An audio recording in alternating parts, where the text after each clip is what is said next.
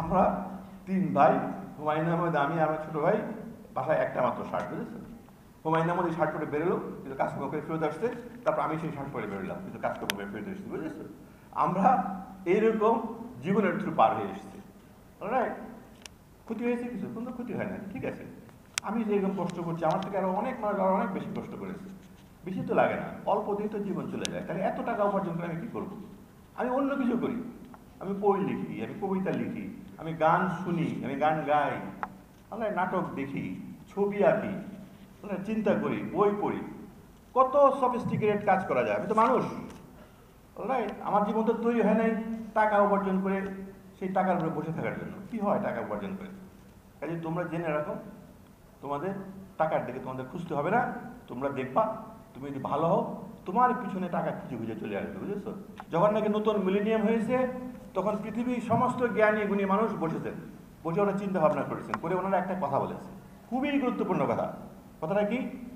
নতুন সহস্রাব্দের সম্পদ হচ্ছে গিয়ে জ্ঞান।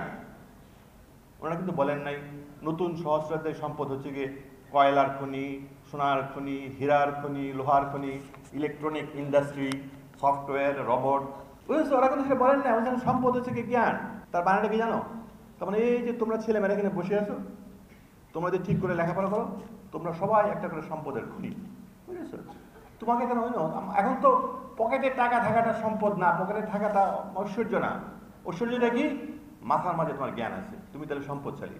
আমার মানি ব্যাগের দরকার নেই, আমার মানি ব্যাগের দরকার নাই, আমার মাথার মাঝে আমি কিছু জ্ঞান নিয়ে ঘুরে বেড়াবো, বুঝলে? আমি সব কিছু করতে পারবো। আমরা তো কাজকর্ম করি, নানা কাজে আমাদের নানা লোকের প্রয়োজন হয়, আমরা খুঁজে বেড়াই। কি দেখি জানো তো? যে কাজ করতে পারে, অনেক কিছু জানে, খুব চৌকস, যে কোনো সমস্যার সমাধান করতে পারে, এরকম মানুষের সংখ্যা কিন্তু খুব বেশি না, বুঝেছো? অল্প। কাজেই যারা কাজকর্ম করতে পারে, যাদের জ্ঞান আছে, বুদ্ধি আছে, লেখাপড়া শিখেছে, প্রবলেম সলভ করতে পারে, তারা কিন্তু অসম্ভব অসম্ভব মূল্যবান এই পৃথিবীতে। কাজেই তোমার অর্থের পিছনে ঘুরতে হবে না।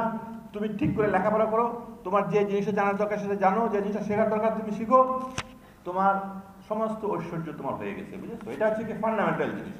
নতুন পৃথিবীতে এটা আরো সত্যি। কাজে আমি কেন খামাখা টাকার পিছনে ঘুরবো? আমি কিসের পিছনে ঘুরবো? জ্ঞানের পিছনে ঘুরবো।